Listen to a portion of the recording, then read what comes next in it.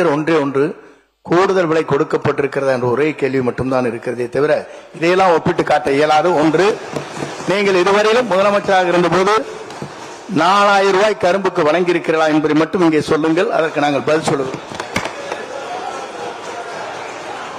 மாண்புமிகு முன்னாள் முதலமைச்சர் அவர்கள். மாண்புமிகு பேரவைத் தலைவர் அவர்களே, அதிமுக ஆட்சி இருக்கும் போது யார் அந்த துறைக்கு அமைச்சராக இருந்தனே தெரியாது பேசிட்டு இருக்காரு.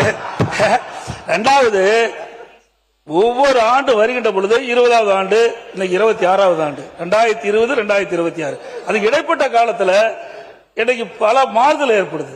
நான் ஏற்கனவே சொன்ன கூலி உயர்வு ஏற்படுகிறது, உணவு விலை உயர்ந்தாச்சு.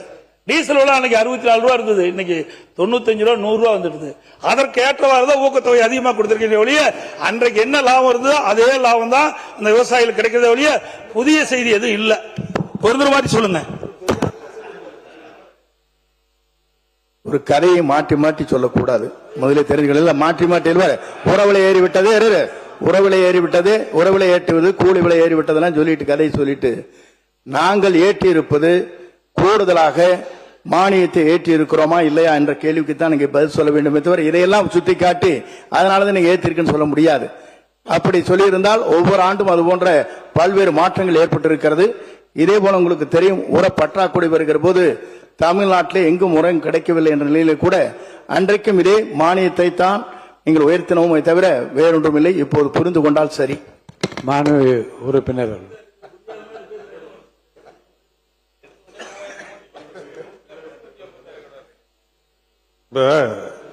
விவசாயிகள் போராட்டம் தொடர்பாக நாங்கள் அறிவிப்பு கட்சி சார்பாக அறிவிச்சிருக்கிறோம்.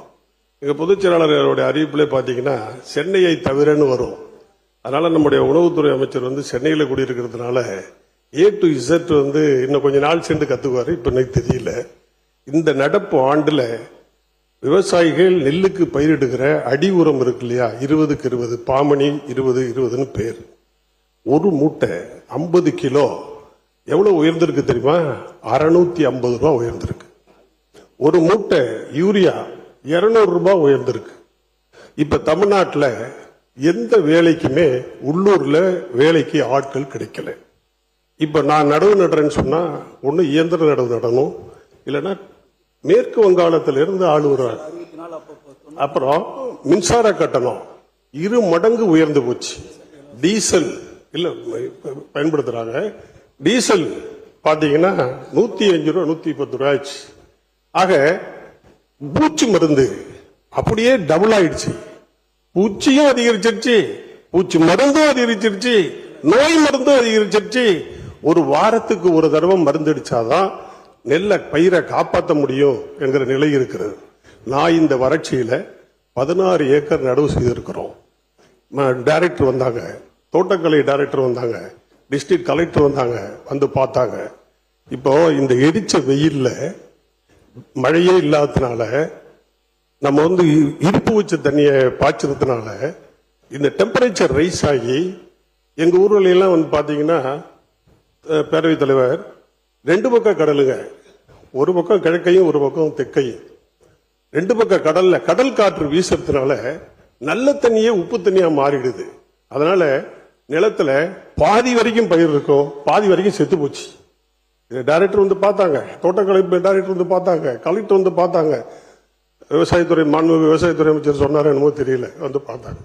ஆக விவசாயிகளின் பாடு என்பது மிக மிக மிக கஷ்டமான கண்ணீர் விடுகிற ஒரு நிலை இருக்கிறது.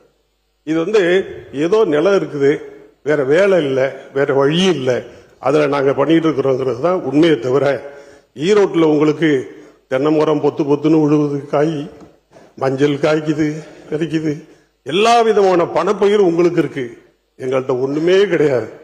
பார்த்தவங்களுக்கு தெரியும், வேலிக்கருவ பயிர் தான் இருக்கு எங்கள்கிட்ட, சீம காட்டாமணி தான் இருக்குது, ஆகாய தாமரை தான் இருக்குது.